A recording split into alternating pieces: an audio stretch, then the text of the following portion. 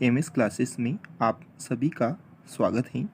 Hello दोस्तों, हम अपनी 1 लाख प्रश्न और महत्वपूर्ण बिंदुओं की श्रृंखला को आगे बढ़ाते हुए एक और वीडियो लेक्चर पर चर्चा करते हैं। इसमें हम भारतीय कला और संस्कृति के टॉपिक भारतीय संस्कृति से संबंधित व्यक्तित्व पर चर्चा करेंगे। आइए अपने वीडियो लेक्चर को आगे बढ़ाते हुए भारतीय संस्कृति से संबंधित प्रमुख व्यक्तित्व, इसके हम पिछली एग्जाम में आए हुए कुछ क्वेश्चनों पर चर्चा करेंगे। पहले क्वेश्चन की ओर बढ़ते हुए, निम्नलिखित में से किसने स्वयं को हिंदुस्तान का तोता कहा था? ऑप्शन ए मलिक मोहम्मद जायसी, रसखान, अमीर खुसरो, अमीर हसन। तो इसका राइट आंसर होगा अमीर खुसरो।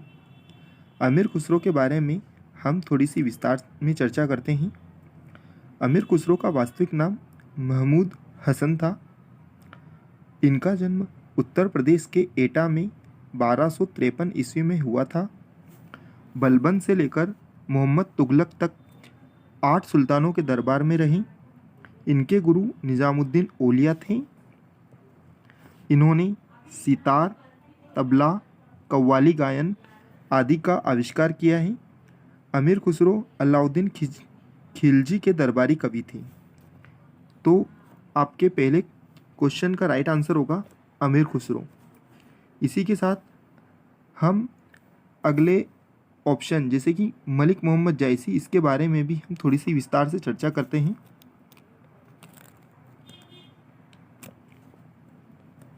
मलिक मोहम्मद जायसी, इनकी प्रसिद्ध रचना है पद्मावत। जायसी जी हिंदी साहित्य के भक्ति काल के निर्गुण प्रेमाशयी धारा के कवि थे। वे अत्यंत उच्च कोटि के सरल और उदार सूफी महात्मा थे। आइए अब हम अगले क्वेश्चन की ओर बढ़ते हैं। गुरु नानक देव का जन्म कब हुआ था?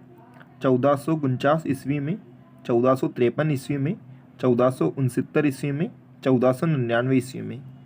तो इसका राइट आंसर होगा 1469 ईस्वी में, यानी कि आपका राइट आंसर होगा ऑप्शन नंबर सी।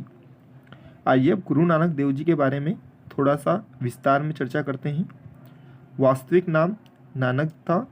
इनका जन्म 1469 ईस्वी में स्थान तलवंडी पाकिस्तान में हुआ था।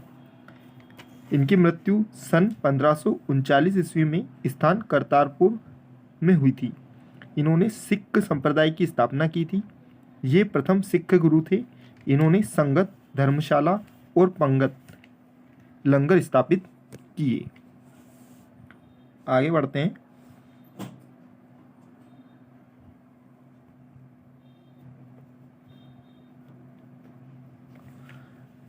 अगला क्वेश्चन है, सिखों के 10वें और अंतिम गुरु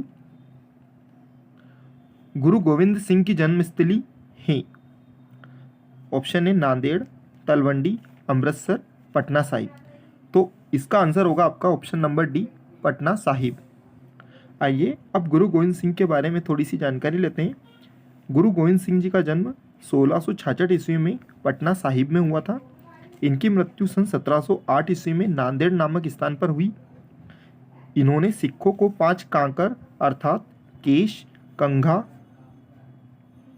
करपाण, कच्छा और कड़ा की अनुमति और नाम के अंत में सिंह शब्द जोड़ने को कहा था। इनका निवास स्थान आनंदपुर साहिब था तथा इनकी कार्यस्थली पाओता थी। खालसा पंथ की स्थापना गुरु गोविंद सिंह जी ने 1699 ईस्वी में की थी। पाहुला प्रणाली की शुरुआत भी गुरु गोविंद सिंह जी के द्वारा की गई। आदि ग्रंथ को वर्तमान रूप भी गुरु गोविंद सिंह द्वारा प्रदान किया गया था। आइए अब हम अपने अगले क्वेश्चन की ओर आगे बढ़ते हुए, अगला क्वेश्चन है क्वेश्चन नंबर 4। महान हिंदू विधि निर्माता थे कपिल, कौटिल्य, मनु, वात्स्यायन। तो इसका राइट आंसर होगा मनु। मनु को ही महान हिंदू विधि निर्माता माना गया है। भारत में सूफी संप्रदाय का संस्थापक किसे माना गया है? कुतुबुद्दीन बख्तियार काकी, निज़ामुद्दीन औलिया, मोइनुद्दीन चिश्ती नासिरुद्दीन मोहम्मद। तो इसका राइट आंसर होगा मुइनुद्दीन चिश्ती, यानी कि ऑप्शन नंबर सी। चैतन्य ने शिक्षा दी भक्ति की, ज्ञान की, वैराग्य की, सूफी मत की। तो चैतन्य ने भक्ति की शिक्षा दी थी, तो इसका राइट आंसर होगा ऑप्शन नंबर ए भक्ति। अगला क्वेश्चन है, त्यागराज कौन थे? राजनीतिज्ञ, वैज्ञानिक, संगीतज्ञ, नर्तक। तो त्यागराज एक महान संगीतज्ञ थे। इसका राइट आंसर होगा ऑप्शन नंबर सी। अपनी श्रृंखला को आगे बढ़ाते हुए आज का 8वां क्वेश्चन है, तानसेन का मूल नाम था। आपके ऑप्शन है मकरचंद पांडे, रामतनु पांडे, लाला कलावंत, बाज बहादुर। तो तानसेन का मूल नाम था रामतनु पांडे। इसका राइट आंसर होगा ऑप्शन नंबर बी। आइए हम तानसेन जी के बारे में कुछ जानकारी जान लेते हैं। तानसेन जी, इनके गुरु हरिदास हैं। इन्हें संगीत सम्राट तानसेन का जन्म ग्वालियर में हुआ था। इनकी प्रमुख कृतियां हैं मियाँ की तोड़ी, मियाँ की मल्हार, मियाँ की सारंग आदि। कंठाभरण वाणी विलास की उपाधि अकबर ने तानसेन को प्रदान की थी। आइए अब हम अपनी श्रृंखला को आगे बढ़ाते हैं। श्रृंखला का अगला क्वेश्चन है, गौतम बुद्ध का वास्तविक नाम था। आपके ऑप्शन है सिद्धार्थ, नरेंद्र, देवदत्त, विशाल दत्त। तो आपका राइट आंसर है, तो गौतम बुद्ध का वास्तविक नाम जो था वो सिद्धार्थ था। जब उन्हें ज्ञान प्राप्त हुई थी तब उनका नाम बुद्ध कर दिया गया था। अब आगे हम बढ़ते हैं, गौतम बुद्ध के बारे में थोड़ी सी विस्तार से जानकारी लेते हैं। गौतम बुद्ध बौद्ध धर्म के प्रवर्तक। गौतम बुद्ध का जन्म 563 ईसा पूर्व में कपिल वस्तु के समीप लुम्बिनी वन में हुआ था। इनके पिता शुद्धोदन थे, जो कि शाक्य गण के प्रधान थे। माता माया देवी कोली गणराज्य की कन्या थी। इनके बचपन का नाम सिद्धार्थ था। इनका लालन पालन सौतेली माँ प्रजापति गौतमी ने किया था, जो रिश्ते में इनकी मौसी लगती थी। इनकी पत्नी यशोधरा थी। इनकी मृत्यु 483 ईसा पूर्व में कुक्षिनारा यानी कि यूपी में हुई थी, जो कि अभी यूपी में है। बुद्ध ने अपने उद्देश्य पाली भाषा में दिए हैं। आइए अब थोड़ी सी जानकारी गौतम बुद्ध के जीवन के बारे में देखते हैं, जो कि उनके जीवन में कुछ घटनाएं घटित थी। गृह त्याग की घटना को महाभिनिष्क्रमण कहा जाता है। ज्ञान प्राप्ति की घटना को बुद्ध यानी कि ज्ञान प्राप्ति के बाद सिद्धार्थ को बुद्ध के नाम से जाना गया, जो कि उनको बुद्ध का ज्ञान निरंजना नदी के तट पर प्राप्त हुआ था। उनका प्रथम उपदेश धर्मचक्र प्रवर्तन के नाम से जाना जाता है। उन्होंने अपना प्रथम उपदेश सारनाथ में दिया था तथा उनको निर्वाण, उनकी जो मृत्यु हुई थी वो हुई थी महापरिणाम के नाम से जानी जाती है। उनकी मृत्यु को महापरिनिर्वाण के नाम से जाना जाता है। उनकी मृत्यु हुई थी कुक्षिनारा में। आइए अब हम अपनी श्रृंखला को आगे बढ़ाते हुए अगले क्वेश्चन की ओर बढ़ते हैं।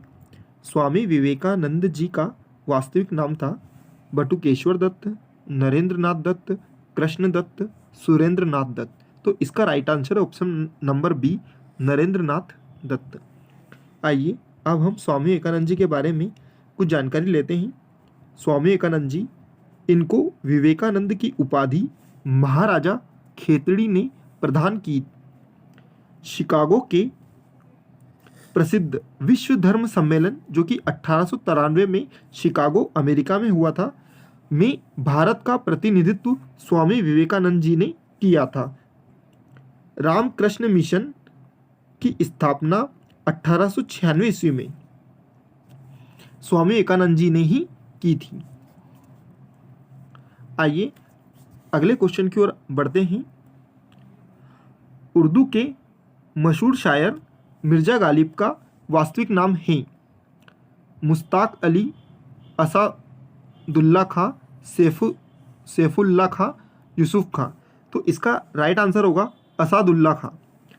मिर्जा गालिब आगरा के मूल निवासी थे। अगला क्वेश्चन है, वेदों की ओर शरण लो। इस आदर्श वाक्य को किसने प्रतिपादित किया?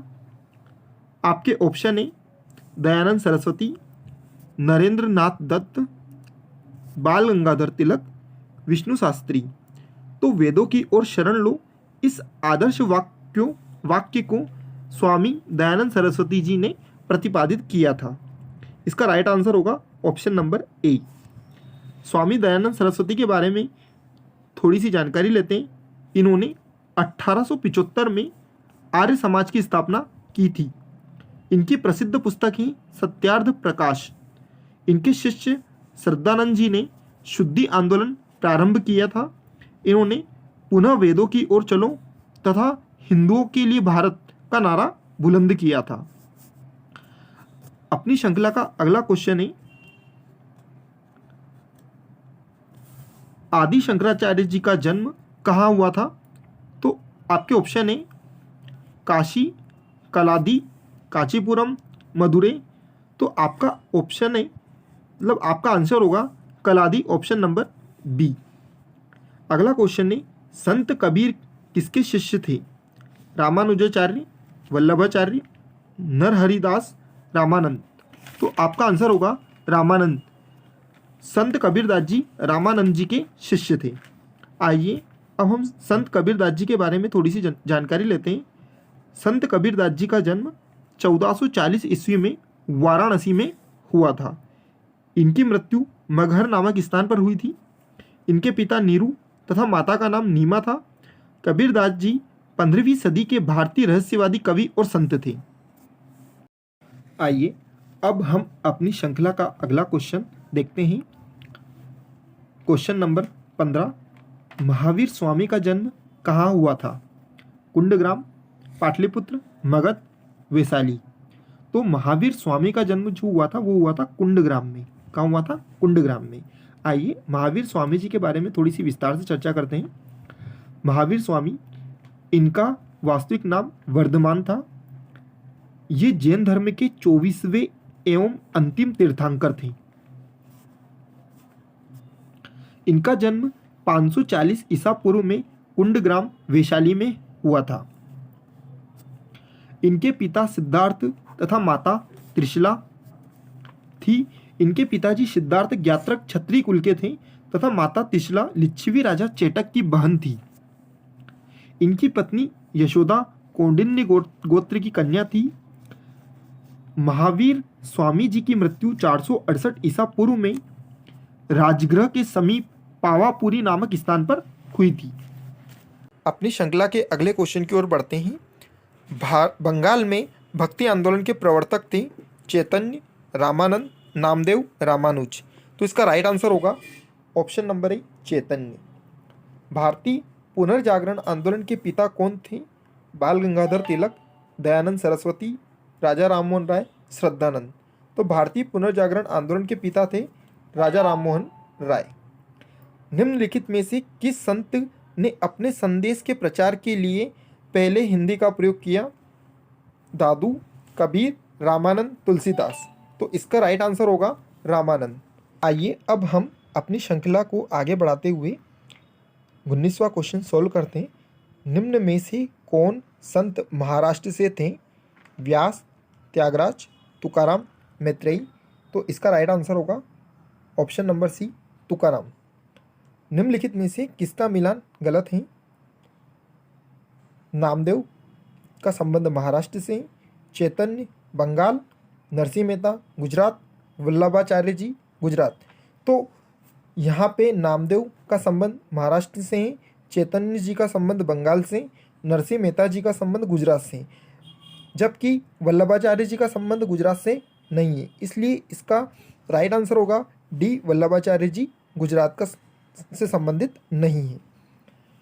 अगला क्वेश्चन है, प्रार्थना समाज के संस्थापक थे आत्माराम पांडुरंग, बाल गंगाधर तिलक, एनी बेसेंट, रास बिहारी बोस। तो प्रार्थना समाज के संस्थापक थे आत्माराम पांडुरंग जी। आइए आगे बढ़ते हुए अंतिम क्वेश्चन की ओर। आर्य समाज के संस्थापक कौन थे? Dayanand Saraswati ji, Raja Rammohan Roy, Swami Vivekananda, Annie Besant. तो आर्य समाज के संस्थापक थे दयानंद सरस्वती जी। अगला क्वेश्चन है, राजा राममोहन राय किसके संस्थापक थे? प्रार्थना समाज, ब्रह्म समाज, रामकृष्ण मिशन, आर्य समाज। तो राजा राममोहन राय ब्रह्म समाज के संस्थापक थे। अन्य 3 ऑप्शनों को हम देखें तो प्रार्थना समाज के संस्थापक आत्माराम पांडुरंग जी थे, रामकृष्ण मिशन के संस्थापक स्वामी विवेकानंद जी थे। आर्य समाज के संस्थापक दयानंद सरस्वती जी थे।